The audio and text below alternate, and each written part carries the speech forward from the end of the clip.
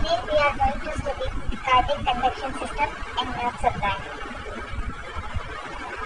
The learning objectives of today's lecture are: by the end of this lecture, students will be able to describe the conducting system of heart, explain the different components of conducting system, to discuss the blood supply of conducting system, and to discuss the innervation of heart. So the first part is cardiac conducting system. The normal heart, which contracts rhythmically at about 70 beats per minute in the resting event. This property of the heart is because of the musculature of the atria and ventricles, which is capable of contracting spontaneously. Now, this contraction occurs as a result of cardiac conduction system, which initiates and coordinates the contraction. Now, the cardiac conduction system consists of nodes and a network of specialized myocardial cells, which are organized into four basic components.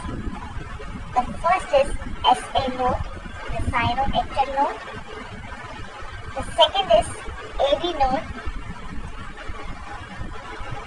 the Atrioventricular Node. Then the Atrioventricular bundle, which is also called as bundle of Hess, with right and left bundle branches. And the fourth component of the cardiac conduction system is the subendocardial plexus of conduction cells, which are also called as Purkinje fibers. So you have to remember that there are four components of the cardiac conduction system: SA node, AV node, AV bundle with right and left bundle branches, and finally the last component of the conducting system is the Purkinje fibers. So we will discuss the components one by one. The first is SA node, which is also called as cardiac pacemaker. This is SA node.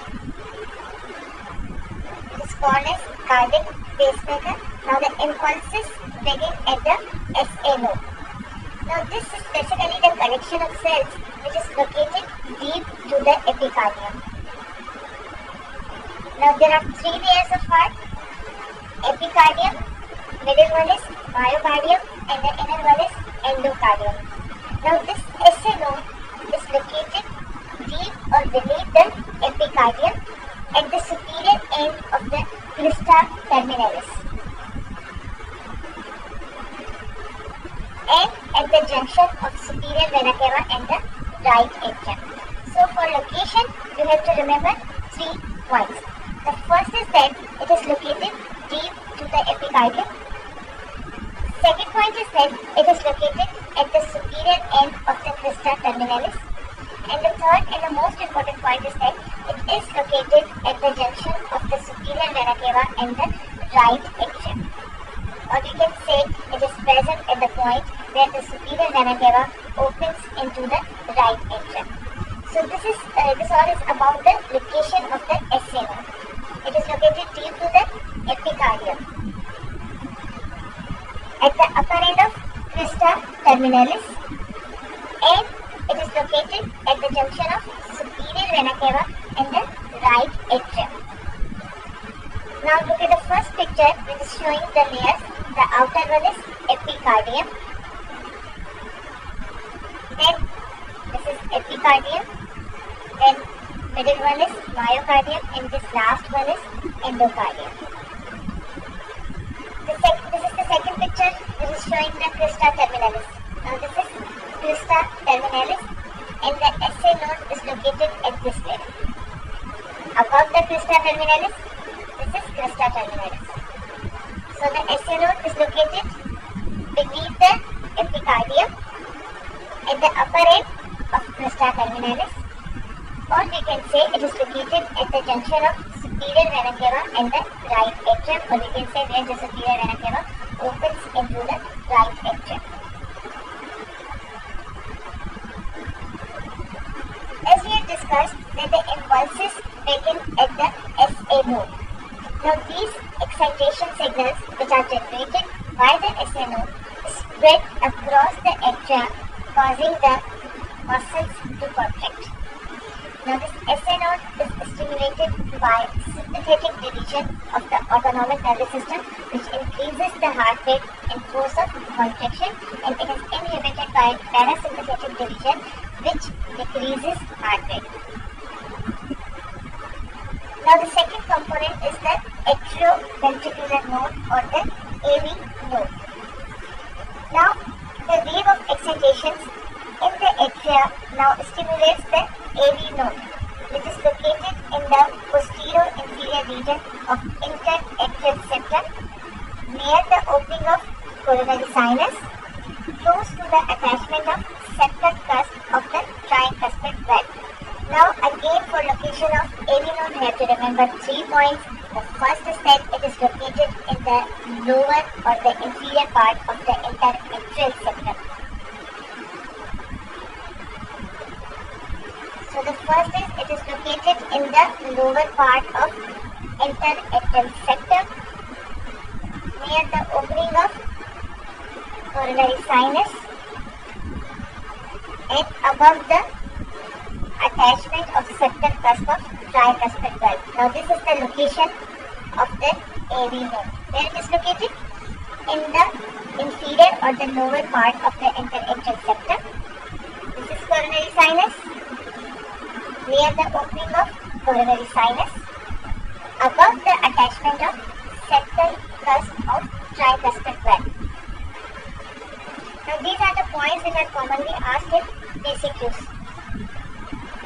Now look at this picture. This part is showing interatrial septum. This is the opening of coronary sinus and the septal cusp of tricuspid valve. So they are located at this level. Above the attachment of septal cusp of tricuspid valve in the lower part of interatrial septum and near the opening of coronary sinus. So this is about the location of the AV node.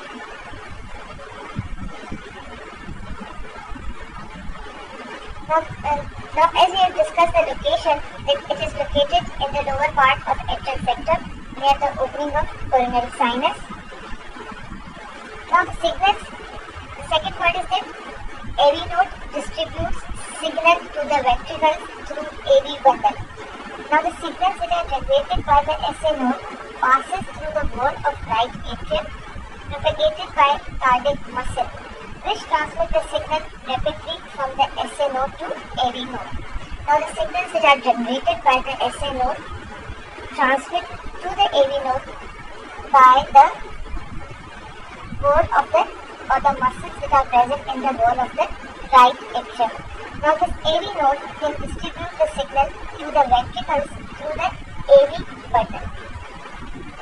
Now these are again speed up or the sympathetic stimulation speed up conduction and parasympathetic stimulation slows it down. Now the third component is AV bundle. The AV bundle is the bridge between the atrial and ventricular myocardium. It is the only pathway of cardiac muscle that connect the myocardium of atria and the myocardium of the ventricles. And it is the only route along which the cardiac impulses can travel from the atria to the ventricles.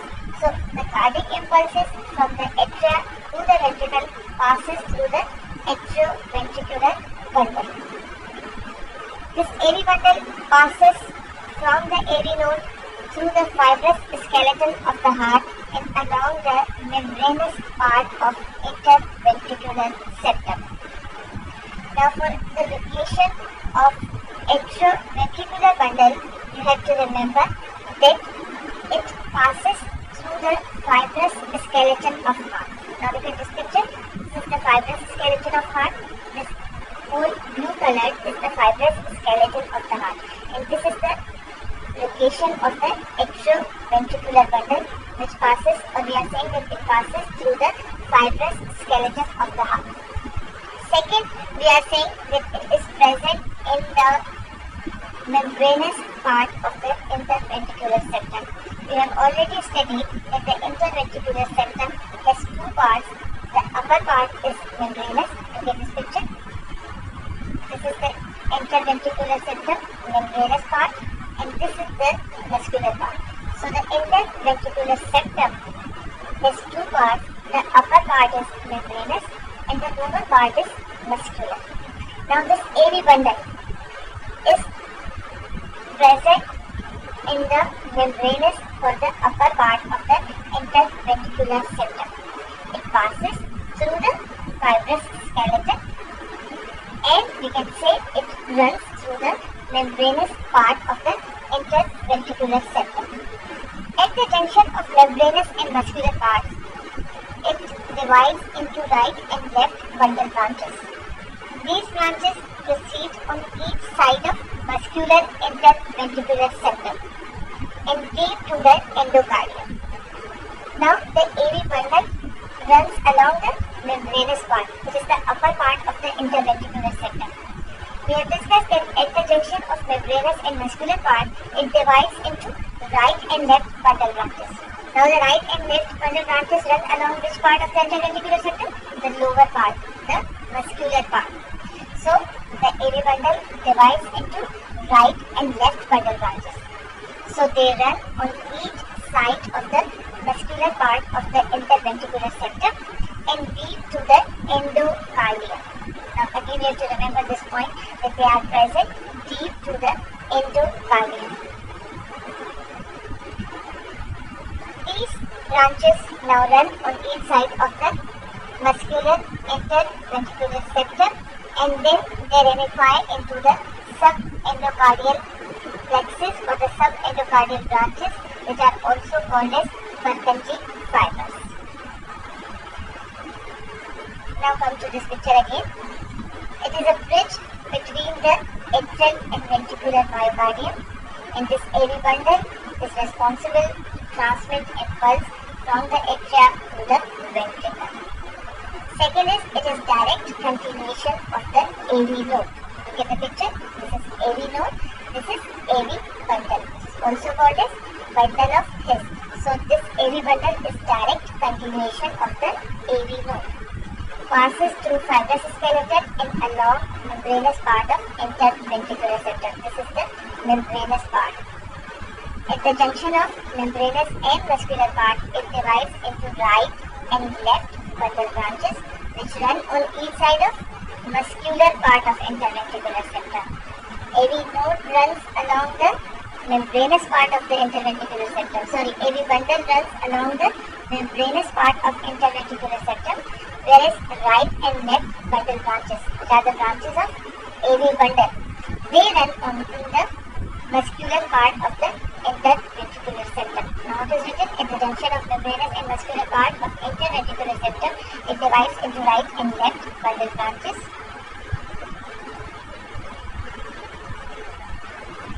Now come to the right bundle branch. The right bundle branch continue on the right side of the interventricular septum. Which part? Muscular part, towards the apex of the right ventricle. Now these right bundle branches, they enter the septomarginal trabeculae to reach the base of anterior pectoral muscle. Now look at this picture. This is SC node, then AV node, then AV bundle, then right bundle branch. Now look at the picture. The right bundle branch passes or enters through the septomarginal trabeculae to reach the anterior pectoral muscle. This is septomarginal trabeculae and this is anterior pectoral muscle. So you have to remember that the right bundle branch arises from AV bundle at the junction of membranous and muscular part of the interventricular septum. Now the right bundle branch runs on the right side of the muscular part of the interventricular septum up to the apex of the right ventricle. But these right bundle branches also passes through the septomarginal trabeculae to reach at the anterior papillary muscle, where it divides into branches. Now look at the picture. Where it then, this is single right bundle branch. But when it reaches at the anterior papillary muscle by passing through the septomarginal trabeculae, then it divides into branches which become continuous with the Purkinje fibers. Clear? So it continues on the right side of the interventricular septum towards the apex of the right ventricle. It then divides and is continuous with the final component of the cardiac conduction system, that is Purkinje fibers, after passing through the septomarginal trabeculae to reach at the anterior papillary muscle. Then they divide and continuous with the Purkinje fibers. Now these right bundle branches stimulate the muscles of interventricular septum, anterior papillary muscle, and the wall of the right ventricle.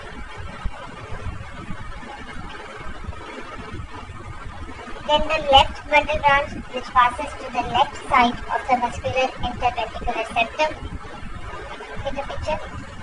This is left side, left bundle branch which passes through the left side of the muscular interventricular septum towards the apex of the left ventricle. It gives off multiple branches which become continuous with the Purkinje fibers, which are also called as subendocardial plexus of conduction cells. Now these bundle branch, left bundle branch spreads the excitation impulses throughout the ventricle. Means again the interventricular septum, wall of the left ventricle, as well as anterior and posterior papillary muscle. Now this branch supplies both the anterior and posterior papillary muscles. The final component of the cardiac conduction system are the Purkinje fibers. These are the Purkinje fibers. These are the network of specialized cells which are located in the subendocardial surface of ventricular walls. It is located in the wall of ventricle and it transmits the cardiac impulses from AV bundle to the myocardium of ventricles. Now come to the arterial supply of conducting system. The SA node is supplied mainly by the branches of right coronary artery. In 60% of individuals, the SA node is supplied by branch of right coronary artery, but in about 40% of individuals, it is supplied by left coronary artery. Then the second component is the AV node and AV bundle. This is SA node, which is supplied by right coronary artery, in some people by left coronary artery. Then AV node and AV bundle. This is AV node. This is AV bundle, which is direct continuation of the AV node.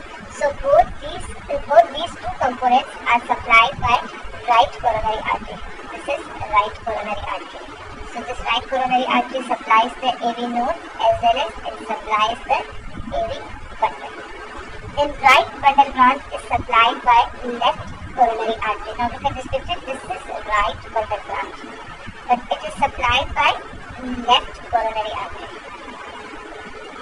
Look at the picture. These are the branches of left coronary artery which are supplying the right bundle branch. Now look at the left bundle branch. This is left bundle branch and this is supplied by both the branches of right coronary artery and left coronary artery. Now look at these are the branches of right coronary artery which are supplying to left bundle branch, and these are the branches of left coronary artery which are also supplying the left bundle branch. So SA node is simply supplied by right coronary artery in about 60%, and in some individuals, means in about 40%, it is supplied by left coronary artery. Then AV node and the AV bundle. The AV node and AV bundle are supplied by right coronary artery. Then the right bundle branch is supplied by left coronary artery. Look at the pictures. The branches of left coronary artery are supplying the right bundle branch, whereas the left bundle branch is supplied by the branches of both the right and left coronary artery. Now, ischemia of any of the branch or the arteries supplying the conducting system produces disturbances in cardiac muscle contraction, which results in heart block. Now the second part of today's lecture is nerve supply or the cardiac innervation. Now the heart is innervated by sympathetic and parasympathetic division of autonomic nervous system via cardiac plexus, which is situated below the arch of aorta. The sympathetic supply arises from the cervical and upper thoracic portion of sympathetic trunk, and the parasympathetic fibers comes from the vagus nerve. In addition to this, there is the presence of visceral efferent fibers which are conveying reflexive and nociceptive fibers from the heart. Now these divisions, both the sympathetic and parasympathetic divisions of autonomic division of the parasympathetic nervous system, are responsible for regulating heart rate, force of each contraction, and cardiac output. And the sympathetic and parasympathetic division supply the heart through the cardiac plexus, that is situated below the arch of aorta. Now this cardiac plexus has superficial part and the deep part. We have to remember the location of superficial and deep part. Now this is the first picture which is showing the superficial part of the cardiac plexus. This is the superficial part which is located below the arch of aorta. This is arch of aorta. So simply we can say that the superficial part is present below the arch of aorta, or we can say it is present between the arch of aorta and the pulmonary trunk. So the superficial part is present below the arch of aorta, or it is present between the arch of aorta and the pulmonary trunk. Both points are same. Now the deep part. Again for the deep part, we have to remember that it is present at the level of, this is the second picture which is showing the deep part of the cardiac plexus. Now again for the deep part, we have to remember that the deep part is present at the level of bifurcation of trachea, or we can say it is present between the aortic arch and the tracheal bifurcation. Now look at the first picture again. This is aortic arch, and behind the aortic arch there is the presence of bifurcation of trachea. So it is present at the level of bifurcation of trachea, but more specifically we will say that it is present between the arch of aorta and the tracheal bifurcation. Arch of aorta is anteriorly placed and the trachea is posteriorly placed. So this deep part is sandwiched between the arch of aorta and the tracheal bifurcation. Now come to the sympathetic innervation. The stimulation of sympathetic system increases heart rate and force of contraction.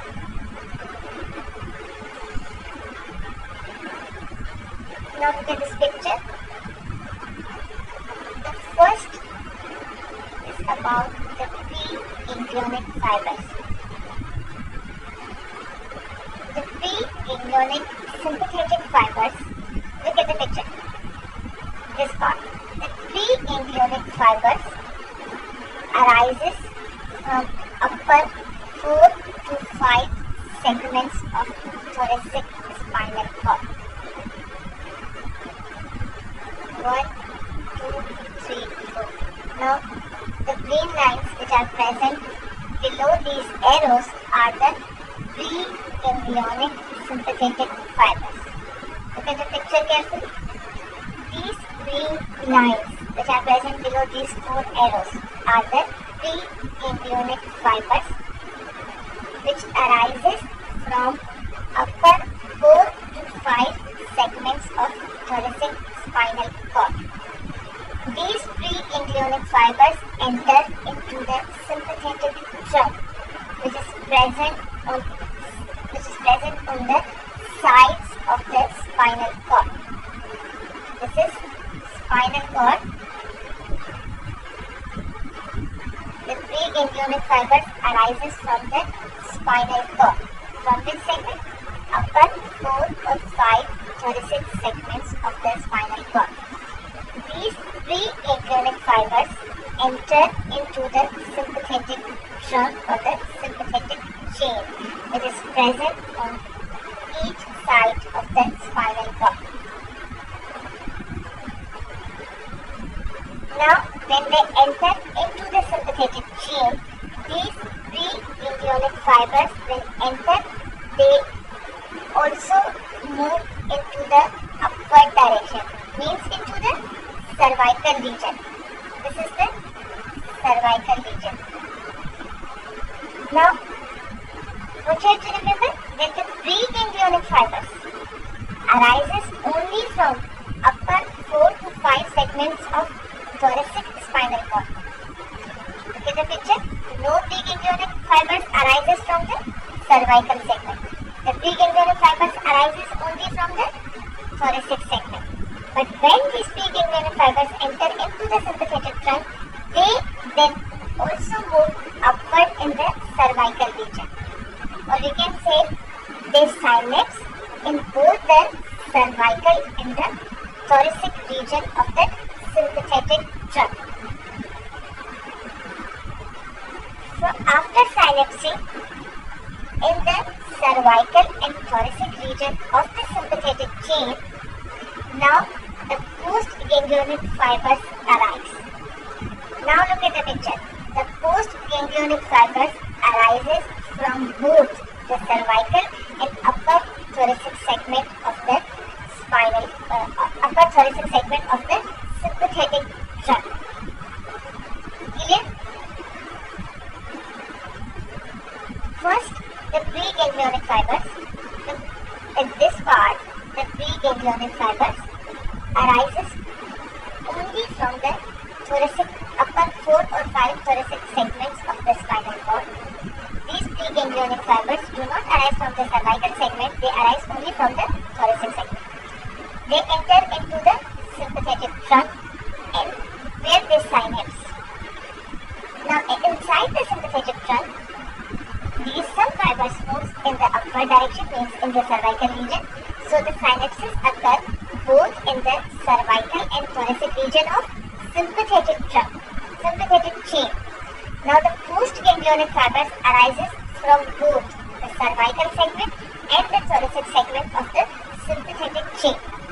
Now these post-ganglionic fibers then innervate the heart through the cardiac nerves. These are called as cardiac nerves. Notice it is the pre-ganglionic sympathetic fibers arises from upper 4 or 5 segments of the thoracic spinal cord. They enter and move through the sympathetic trunk. They then synapse in cervical and upper thoracic sympathetic chain or the sympathetic ganglion. The post-ganglionic fibers proceed from the sympathetic trunk, from cervical and thoracic portion of the sympathetic trunk to the cardiac plexus. Now the parasympathetic innervation. This blue line is showing the parasympathetic innervation. This whole green colored lines are showing the sympathetic innervation. This blue colored line is showing the parasympathetic innervation. Now the stimulation of the parasympathetic system decreases heart rate, reduces force of contraction and constricts the coronary arteries. Now the pre-ganglionic parasympathetic fibers reach the heart as cardiac branches from the right and left vagus nerve. These are the parasympathetic fibers, the pre-ganglionic fibers. No synapse occurs in the mid portion. The pre-ganglionic fibers arises from this part of the brain, that is medulla. The pre-ganglionic fibers run through the vagus nerve to the heart or to the cardiac plexus. So the pre-ganglionic parasympathetic fibers reach the heart as cardiac branches. This is the right vagus nerve. On the other side, left vagus nerve. So on each side, they are present on each side. Now these are the pre-ganglionic fibers. This one. This is pre-ganglionic fibers. Pre-ganglionic fibers which reach the heart as cardiac branches from the vagus nerve. Or simply we can say that the pre-ganglionic fibers reach the heart as the vagus nerve or as the cardiac branches of right and left vagus nerve. On the heart there is the presence of cardiac plexus. So they enter in the cardiac plexus and synapse over there. They synapse in the ganglia, which is located either within the plexus or in the wall of the atrium. So the synapses of these pre-ganglionic fibers occur on the wall of the atrium or within the cardiac plexus. The third are visceral efferent fibers. As we have discussed, these are also the components of cardiac plexus. From the cardiac plexus, some other visceral efferent fibers also arise. Now these fibers we have discussed that they convey reflexor and nociceptor fibers from the heart. These fibers passes to the central nervous system. Visceral efferent fibers. They arise. Simply you have to remember that there are also some visceral efferent fibers for conveying reflexive and nociceptive information. Now these visceral efferent fibers passes from the heart, means passes from the cardiac plexus towards the central nervous system. These visceral efferent fibers passes from the heart or from the cardiac plexus of the heart towards the central nervous system. Clear? Now these cardiac nerves reach the central nervous system.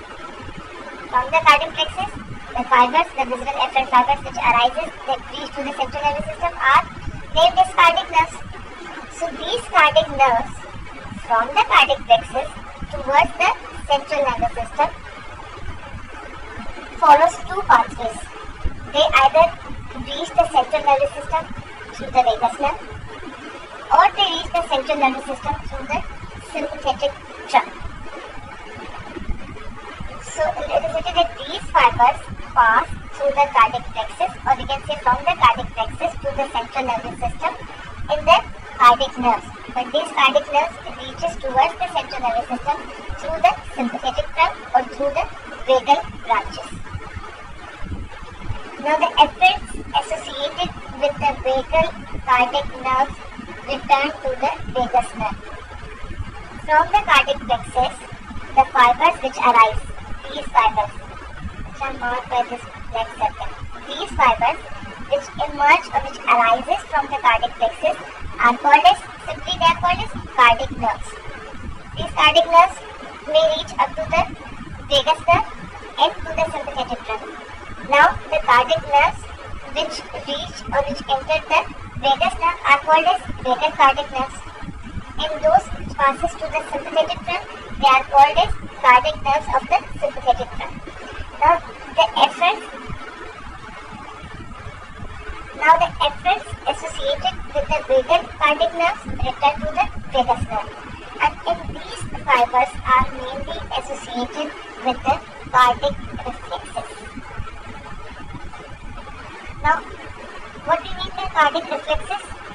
Now, the cardiac reflexes are basically the fast-acting reflex loops which are present between the cardiovascular system and the central nervous system.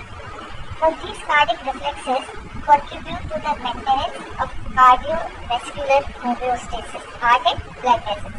So, these cardiac reflexes are mainly responsible to maintain the homeostasis of cardiovascular system.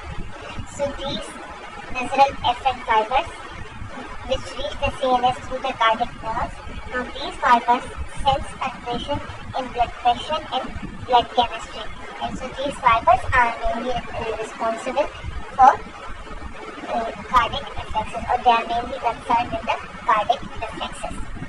Now some efferent fibers reach the central nervous system through the sympathetic trunk. So the efferents associated with the cardiac nerves from the sympathetic trunk reach to the cervical or thoracic portion of the sympathetic trunk, then towards the central nervous system.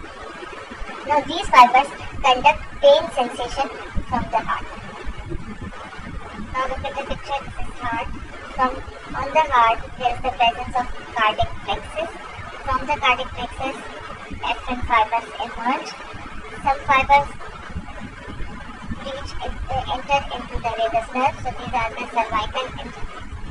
cervical and thoracic cardiac branches of vagus nerve, and some enter into these are again the cervical and thoracic cardiac nerves which enter into the sympathetic neck.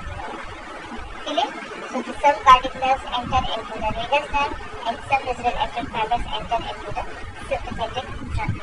Those that enter into the vagus nerve mainly are concerned with the cardiac reflexes, and those that return to the sympathetic trunk they contact pain sensation from the heart.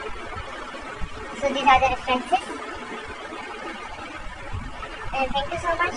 If you have any question, you can ask in Google Classroom.